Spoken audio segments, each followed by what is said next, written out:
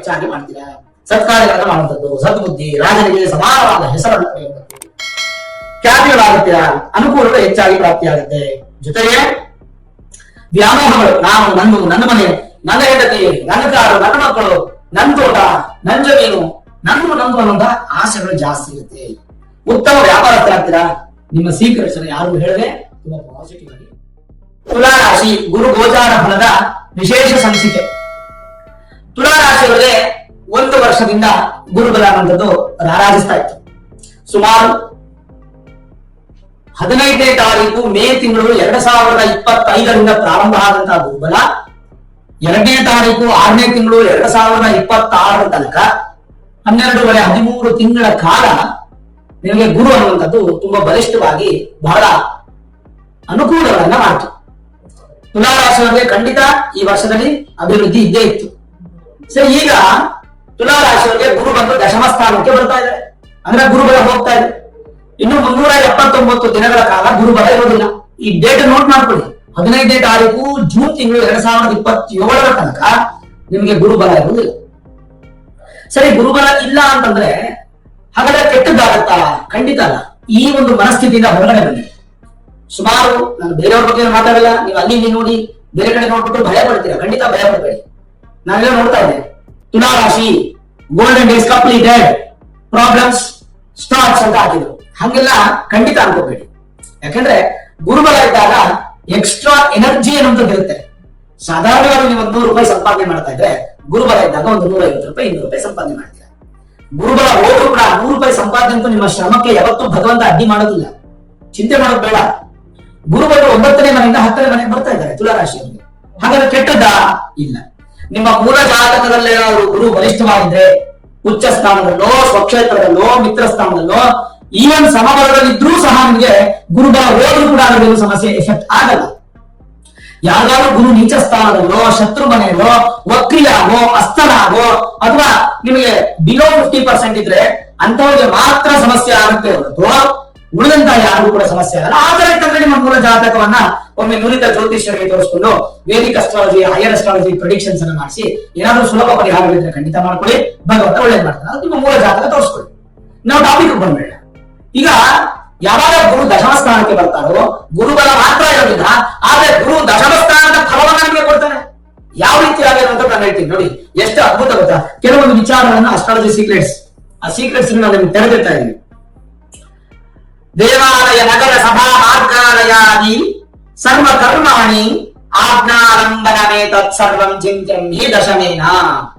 10ನೇ ಮನೆಯಲ್ಲಿ ಗುರು ಇದ್ರೆ ಏನ್ ಫಲ ಅಂತಂದ್ರೆ ಎಷ್ಟು ಪಾಸಿಟಿವ್ ಹೇಳುತ್ತೆ ಗೊತ್ತಾ?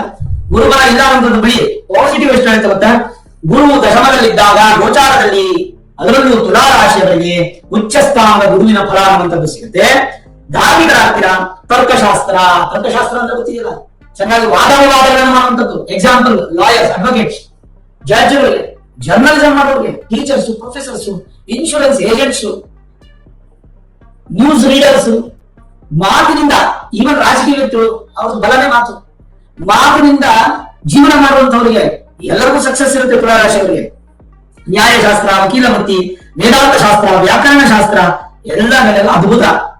ಮತ್ತೆ ಪ್ರವರ್ತಕರು, ವ್ಯಾಖ್ಯಾನಕಾರರು ಆಗಬಹುದು ಮೊದಲಾದ ಧಾರ್ಮಿಕ ವೃತ್ತಿ ನಿಮಗೆ ಅಭಿವೃದ್ಧಿ ಆಗುತ್ತೆ.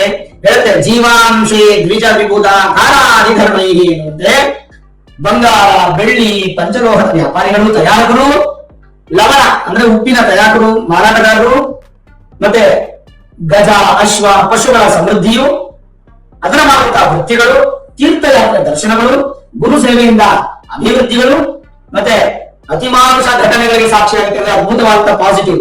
ಅಧಿಕ ಜನಾನುರಾಗ ಕೀರ್ತಿಗಳಾಗಿ ಬೆಲ್ಲ, ಸಕ್ಕರೆ ಉತ್ಪಾದನೆ ಮತ್ತು ಕಬ್ಬಿನ ವ್ಯಾಪಾರಿಗಳು, ಕಬ್ಬು ವ್ಯವಸಾಯ ಮಾಡುವಂತಹ ರೈತರಿಗೆ, ಕೃಷಿಕರಿಗೆ ಬೀಜೋತ್ಪಾದನೆ ತುಂಬಾ ಅದ್ಭುತವಾಗಿದ್ದು ಉದ್ಯಮದಲ್ಲಿ ಹೆಚ್ಚಿನ ಸಕ್ಸಸ್, ಅರಿಶಿನ ಇವೆಲ್ಲವೂ ಕೂಡ ಬಹಳ ಸಮೃದ್ಧಿಯಾಗಿ ಫಲ ಕೊಡುತ್ತೆ. ಆಕಾಶಯಾನ ಅಂದ್ರೆ ಪೈಲಟ್ಸ್, ಮತ್ತೆ ಏರ್ ಹೋಸ್ಟರ್ಸ್, ಮತ್ತೆ ಬಾಹ್ಯಾಕಾಶದಲ್ಲಿ ಕೆಲಸ ಮಾಡುವಂತಹವರು, ಬಾಹ್ಯಾಕಾಶ ಅಂದ್ರೆ ಸ್ಪೇಸ್ ಕೆಲಸ ಮಾಡುವವರು, ಅದಕ್ಕೆ ಸಂಬಂಧಪಟ್ಟಂತ ಉದ್ಯೋಗಗಳು, ರೇಷ್ಮೆ ಉದ್ಯಮ, ಧಾನ್ಯಗಳ ದ್ವಿದಳ ಧಾನ್ಯ, ಏಕದಳ ಧಾನ್ಯಗಳ ಒಂದು ವ್ಯಾಪಾರ, ಅದನ್ನು ಉತ್ಪಾದನೆ ಮಾಡುವಂತ ರೈತರಿಗೆ ತುಂಬಾ ಚೆನ್ನಾಗಿರುತ್ತೆ. ಮತ್ತೆ ಭಾಷೆಗಳು, ಲ್ಯಾಂಗ್ವೇಜಸ್ ಅನ್ನ ಕಲಿಯುವಂತ ಯೋಗಗಳು, ದೇವಸ್ಥಾನಕ್ಕೆ ದರ್ಶನ ಹೆಚ್ಚು ಮಾಡ್ತೀರಾ, ಧರ್ಮ ಛತ್ರಾದಿಗಳನ್ನು ನಿರ್ಮಿಸ್ತೀರಾ, ನಿಮ್ಮ ನೇತೃತ್ವ ವಹಿಸ್ತೀರಾ, ಅಲ್ಲಿ ಪುರಾಣ ವಾಚಕರಾಗಿ ಪ್ರವಚನಕಾರರಾಗಿ ಪ್ರಸಿದ್ಧರಾಗ್ತೀರಾ ಅಂದ್ರೆ ಎಲ್ಲ ನಿಮ್ಗೆ ಆಗ್ಬೇಕು ಅಂತಲ್ಲ, ನೀವು ಯಾವ ವೃತ್ತಿಯಲ್ಲಿದ್ರೂ ನಿಮ್ಮ ಅಭಿವೃದ್ಧಿ ಆಗುತ್ತೆ. ಒಂದು ವಾಹನದ ಚಾಲಕರು ಅಂತ ತಗೊಳ್ಳೋಣ, ಡ್ರೈವರ್. ಅವ್ರು ಹೋಗಿ ನೀವು ಕುತ್ಕೊಂಡಿದ ತಕ್ಷಣ ಅವ್ರು ಎಲ್ಲಿ ಹೋಗ್ಬೇಕು ಅಂತ ಹೇಳ್ತಾರೆ, ಕರ್ಕೊಂಡು ಹೋಗ್ಬಿಡ್ತಾರೆ. ಏನ್ ಮಾತಾಡಿದ್ರೆ ಮುಗಿದೋಯ್ತು. ಅವ್ರಿಗೆಲ್ಲ ಅಪ್ಲಿಕೇಬಲ್ ಆಗಲ್ಲ. ಏನು ಅಡ್ವೊಕೇಟ್ ಆಗ್ಬೋದು, ಜಡ್ಜ್ ಆಗ್ಬೋದು, ಜರ್ನಲಿಸ್ಟ್ ಅಪ್ಲಿಕೇಬಲ್ ಆಗಲ್ಲ. ನೀವು ಯಾವ ವೃತ್ತಿಲಿದ್ದೀರೋ ಆ ವೃತ್ತಿಯಲ್ಲಿ ಬಂದಿದ್ಯಾ ಅಂದ್ರೆ ಮೇಜರ್ ಸಕ್ಸಸ್. ಅದರಂತೂ ಎರಡು ಮಾತಿಲ್ಲ. ಇನ್ನು ಸೌಕರ್ಯಕ್ಕಾಗಿ ಕೆಲವೊಂದು ಅಭಿವೃದ್ಧಿಯನ್ನ ಹೊಂದುತ್ತೀರಾ, ಬಲಿಷ್ಠವಾದ ಮಕ್ಕಳಿಂದ ನಿಮಗೆ ಅನುಕೂಲ, ಉದ್ಯೋಗಕ್ಕೆ ಹೆಚ್ಚಿನ ಸಹಾಯಕಾರಿ. ಯಾಕಂದ್ರೆ ದಶಮ ಸ್ಥಾನವೇ ಉದ್ಯೋಗ ಸ್ಥಾನ.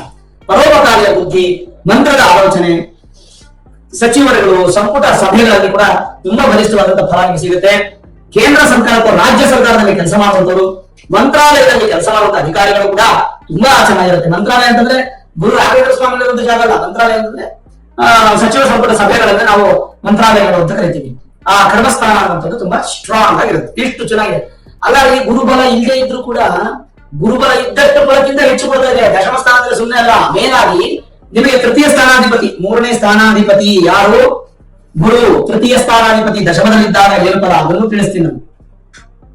ತೃತೀಯ ಸ್ಥಾನಾಧಿಪತಿ ದಶಮದಲ್ಲಿದ್ದರೆ ಸ್ವಾರ್ಜಿತ ಸಂಪತ್ತು ಅಂದ್ರೆ ನೀವು ಸ್ವಯಂಕೃತವಾಗಿ ಸಂಪಾದನೆ ಮಾಡ್ತೀರಾ, ನಿಮ್ಮ ಸ್ವಾಸ್ತಿ ನಿಮಗೆ ಪ್ರಾಪ್ತಿಯಾಗುತ್ತೆ. ಪ್ರವಾಸ, ಅದಕ್ಕೆ ಸಂಬಂಧಪಟ್ಟಂತಹ ಉದ್ಯೋಗಗಳು, ಬಂಧು ಪ್ರಿಯರಾಗ್ತೀರಾ, ಮತ್ತೆ ಸಹೋದರರಿಂದ ಉತ್ತಮ ಸಹಾಯ ಅನ್ನುವಂಥದ್ದು ಸಿಗುತ್ತೆ. ಇನ್ನು ತುಲಾರಾಶಿಯವರಿಗೆ 6ನೇ ಸ್ಥಾನಾಧಿಪತಿನೂ ಗುರುನೇ, ಷಷ್ಠ ಸ್ಥಾನಾಧಿಪತಿ. ಷಷ್ಠ ಸ್ಥಾನಾಧಿಪತಿ ಏನಿರುತ್ತೆ ಅದನ್ನು ನಾನು ತಿಳಿಸ್ತೀನಿ. ಷಷ್ಠ ಸ್ಥಾನಾಧಿಪತಿ ನಿಮಗೆ ದಶಮದಲ್ಲಿದ್ದಾಗ ಮಾನವ ಕುಲಮಿತ್ರ ವಿಶ್ರುತ ಎಂಬಂತೆ ಶುಭನಾದರೆ ವಿಖ್ಯಾತನು. ಶುಭನೇ ಗುರು ಉಚ್ಚ ಸ್ಥಾನ, ಎಕ್ಸಾಕ್ಟೆಡ್ 100%. ಗುರುಗಳಲ್ಲ, ಗುರು 100% ಆ ಜಾಗದಲ್ಲಿ.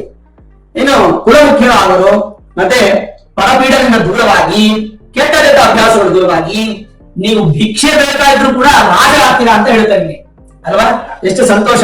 ಮತ್ತೆ ಕೀಳು ವೃತ್ತಿ ಅಂತ ಹೇಳ್ತೇವೆ ಕೆಲವೊಂದಲ್ಲ. ಈಗ ಯಾರಾದ್ರೂ ಒಬ್ಬರಿಗೆ ಕಾಲು ಹಿಡಿಯೋದು, ಕೈ ಹಿಡಿಯೋದು, ಅವ್ರ ಕೈಗಳಿಗೆ ನೆರಳಲ್ಲಿ ಕೆಲಸ ಮಾಡೋದು, ಒಂಥರ ಅವರು ನಿಮ್ಮನ್ನ ತುಂಬಾ ಕಷ್ಟವಾಗಿ ಉಪಯೋಗಿಸ್ಕೊಳ್ಳೋದು, ಈ ತರದ ಕೀಳರಿಮೆ ಕೆಲಸಗಳಿರುತ್ತೆ. ಅದರಿಂದ ಹೊರಗೆ ಬರ್ತೀರಾ. ಎಲ್ಲ ಸಂತೋಷ ಸುದ್ದಿ. ತುಲಾರಾಶಿಯವರಿಗೆ ಖುಷಿ ಕೊಡುವಂತ ಸುದ್ದಿ. ಅದೊಂದೇನಾ? ಅದಲ್ಲದೆ ಇನ್ನೇನು? ದಶಮದಲ್ಲಿ ಗುರುವಿದ್ದಾಗ ಏನು ಫಲ? ಉತ್ತಮ ಒಪ್ಪಂದಗಳು, ಗೌರವ, ಉತ್ತಮ ಅಂತಸ್ತು ಪಡಿತೀರಾ. ನ್ಯಾಯಾಧೀಶರು ಅಥವಾ ಮಂತ್ರಿಗಳು ಸಕ್ಸಸ್ ಆಗ್ತೀರಾ. ಉತ್ತಮ ರಾಜಕೀಯ ನಾಯಕರಾಗ್ತೀರಾ. ಆಡಳಿತದಲ್ಲಿ ಉತ್ತಮ ನಾಯಕರಾಗಿ ಹೆಸರು ಮಾಡ್ತೀರಾ. ಸತ್ಯವಂತ ಬಹಳ ಮುಂದುವರಿಯುತ್ತದೆ. ಸದ್ವರ್ತನಾನುಗುಣವುಳ್ಳವರು ಅಂದ್ರೆ ಒಳ್ಳೆ ಗುಣವುಳ್ಳವರು ಅಂತ. ಮತ್ತೆ ಪ್ರಸಿದ್ಧ ಪುರುಷರಾಗಿ ಕೀರ್ತಿವಂತರಾಗ್ತೀರಾ. ಧರ್ಮ ಕಾರ್ಯಗಳಲ್ಲಿ ನಿರತರಾಗ್ತೀರಾ. ಹೆಚ್ಚಾಗಿ ಉಪಾಧ್ಯಾಯರು, ಹಣ ಓಡಾಡುವ ಸ್ಥಳದಲ್ಲಿ ವೃತ್ತಿಯನ್ನ ಮಾಡುವಂತ. Example bank cashier. ಹಣ ಓಡಾಡ ಜಾಸ್ತಿ ಅಲ್ಲ, ಅಲ್ಲಿ ಅಂತರ್ಜಾಲ ಕೆಲಸ ಮಾಡ್ತೀರಾ. ವಿದೇಶಿ ಕಂಪನಿಗಳ ಜೊತೆ ವೃತ್ತಿ ಮಾಡುವಂತ ಎಕ್ಸ್ಪೋರ್ಟ್ ಇಂಪೋರ್ಟ್ ಬಿಸಿನೆಸ್ ತುಂಬಾ ಚೆನ್ನಾಗಿರುತ್ತೆ. ಕಾನೂನು ಸಂಬಂಧ ವೃತ್ತಿಯಲ್ಲಿ ನಿರತರು, ಧರ್ಮ ಪ್ರಚಾರಕರು, ಮತ್ತೆ ವಿಶೇಷವಾಗಿ ನಿಮ್ಮ ಅರ್ಥಶಾಸ್ತ್ರದಲ್ಲಿ ಅಭಿವೃದ್ಧಿಯನ್ನು ಹೊಂದುತ್ತೀರಾ. ಇನ್ನು 10th ಹೌಸ್, 10ನೇ ಮನೆ. 10ನೇ ಮನೆ ಆದ್ರೆ ಏನೇನು ಫಲಗಳು ಸಿಗುತ್ತೆ? ಉತ್ತಮವಾದ ಫಲಗಳು. ದಾನ ಧರ್ಮ ಹೆಚ್ಚಾಗಿ ಮಾಡ್ತೀರಾ. ಸತ್ಕಾರ್ಯಗಳನ್ನು ಮಾಡುವಂಥದ್ದು, ಸದ್ಬುದ್ಧಿ, ರಾಜನಿಗೆ ಸಮಾನವಾದ ಹೆಸರನ್ನು ಪಡೆಯುವಂಥದ್ದು, ಖ್ಯಾತಿಗಳಾಗುತ್ತೀರಾ. ಅನುಕೂಲಗಳು ಹೆಚ್ಚಾಗಿ ಪ್ರಾಪ್ತಿಯಾಗುತ್ತೆ. ಜೊತೆಗೆ ವ್ಯಾಮೋಹಗಳು, ನಾನು ನನ್ನ ಮನೆ, ನನ್ನ ಹೆಂಡತಿ, ನನ್ನ ಕಾರು, ನನ್ನ ಮಕ್ಕಳು, ನನ್ನ ತೋಟ, ನನ್ನ ಜಮೀನು, ನಂದು ಅನ್ನೋದ ಆಸೆಗಳು ಜಾಸ್ತಿ ಇರುತ್ತೆ. ಉತ್ತಮ ವ್ಯಾಪಾರಸ್ಥರಾಗ್ತೀರಾ. ನಿಮ್ಮ ಸೀಕ್ರೆಟ್ಸ್ ಅನ್ನು ಯಾರು ಹೇಳದೆ ತುಂಬಾ ಪಾಸಿಟಿವ್ ಆಗಿ ನೋಡ್ಕೋಬೇಕಾಗುತ್ತೆ. ಅದು ತುಂಬಾ ಇಂಪಾರ್ಟೆಂಟ್. ಹೊರ ನೋಡಿದಾಗ ಪಾಸಿಟಿವ್ ಅನ್ನೋದೇ ಕಾಣಿಸ್ತಾ ಇರುತ್ತೆ, ನೆಗೆಟಿವ್ ಅನ್ನೋದು ಇಲ್ಲ. ಸರಿ, ಹಾಗಾದ್ರೆ ಗುರುಬಲ ನೋಡಿದಾಗ ಸ್ಪೀಡ್ ಹೇಗಿರುತ್ತೆ ಅಂತಂದ್ರೆ ಸ್ಪೀಡ್ ಸ್ವಲ್ಪ ಕಡಿಮೆ ಆಗುತ್ತೆ. ಈ ಎಲ್ಲಾ ವಿಚಾರಗಳಲ್ಲಿ ನಿಮಗೆ ಗುರುಬಲ ಅನ್ನುವಂಥದ್ದು ಸ್ವಲ್ಪ ಸಪೋರ್ಟ್ ಮಾಡದೆ ಹೋಗ್ಬೋದು. ಬಟ್ ಎಲ್ಲ ನೋಡಿದ್ರೆ ತುಲಾರಾಶಿಯಲ್ಲಿ ಬಂದಂತಕ್ಕೆ ಸೂಪರ್ ಸಪೋರ್ಟ್. ಖಂಡಿತ ಹೇಳ್ತೀನಿ ನೋಡಿ, ತುಲಾರಾಶಿಯಲ್ಲಿ ಗುರುಬಲ ಇಲ್ಲ ಅಂತ ಚಿಂತೆ ಮಾಡಬೇಡಿ. ಭಗವಂತ ಆಶೀರ್ವಾದ ನಿಮ್ಗೆ ತೃಪ್ತಿಯಾಗಿರುತ್ತೆ. ಆದ್ರೂ ಕೆಲವೊಂದ್ ಕಡೆ ಗುರುಬಲ ಇಲ್ಲ ಅನ್ನೋದು ಶಾಂತಿ ಮಾಡಿಸ್ಬೇಡಣ, ಖಂಡಿತ ಮಾಡಿಸಿ. ಜೂನ್ 2ನೇ ತಾರೀಕು 2026 ನಿಮ್ಮ ಊರು ಸುತ್ತಮುತ್ತ ಎಲ್ಲಾ ಕಡೆನೂ ಮಾಡ್ತಾ ಇರ್ತಾರೆ ಗುರು ಶಾಂತಿ ಮಹಾಯಾಗಗಳು. ಅಲ್ಲಿ ಹೋಗಿ ಪಾರ್ಟಿಸಿಪೇಟ್ ಮಾಡಿ, ಹೋಗಿ ಹೇಳಿ ಈ ತರ ಗುರು ಬದಲಾವಣೆ ಆಗ್ತದೆ, ನನ್ನ ತುಲಾರಾಶಿ ಅಂತೂ ನಮ್ಮ ರಾಶಿಗೆ ಚೆನ್ನಾಗಿಲ್ಲ, ಗುರು ಬಲ ಹೋಗ್ತಾ ಇದೆ, ನಿಮಗೆ ಒಂದು ಶಾಂತಿ ಮಾಡ್ಕೊಡಿ ಅಂತ ಸಾಮಾನ್ಯವಾಗಿ ಮಾಡ್ತಾ ಇರ್ತಾರಲ್ಲ. 500, 1000, 2000, 5000 ಇಟ್ಟಿರ್ತಾರೆ ಮೊತ್ತ. ಅದನ್ನ ನೀವು ಪೇ ಮಾಡಿ ಮಾಡಿಸ್ಕೊಡಿ ಗುರು ಶಾಂತಿ ಮಹಾಯಾಗ. ಹೋರಾಡುವಾಗ ತುಲಾರಾಶಿಗೆ ಅದ್ಭುತ ಗುರುಬಲ ಹೋಗುತ್ತೆ ಅಂತ ಭಯಪಡಬೇಡಿ. ಇದರ ಜೊತೆಗೆ ಪೂಜೆ ಹೋಮಕ್ಕೆ ಪಾಲ್ಗೊಂಡು ಗುರು ಆಶೀರ್ವಾದಕ್ಕೆ ಪಾತ್ರರಾಗಿ ಭಗವಂತ ಮತ್ತಷ್ಟು ಮಗದಷ್ಟು ನಿಮಗೆ ಶುಭ ಫಲವನ್ನು ಕೊಡ್ತಾನೆ. ಯಾವುದೇ ತರ ಭಯ ಪಡೋ ಅವಶ್ಯಕತೆ ಇಲ್ಲ. ಧೈರ್ಯವಾಗಿ ತುಲಾರಾಶಿಯವರು ಒಳ್ಳೆಯದೇ ಆಗುತ್ತೆ. ಈ ವಿಡಿಯೋ ಇಷ್ಟ ಆಗಿದ್ರೆ ಲೈಕ್ ಮಾಡಿ, ಶೇರ್ ಮಾಡಿ, ಮುಖ್ಯವಾಗಿ ನಮ್ಮ ಚಾನಲ್ಗೆ ಸಬ್ಸ್ಕ್ರೈಬ್ ಮಾಡಿ, ಬೆಲ್ ಐಕಾನ್ ಅನ್ನು ಪ್ರೆಸ್ ಮಾಡಿ. ಸರ್ವೇ ಜನಾಃ ಸುಖಿನೋ ಭವಂತು, ಸಮಸ್ತ ಸನ್ಮಂಗಳಾನಿ ಭವಂತು.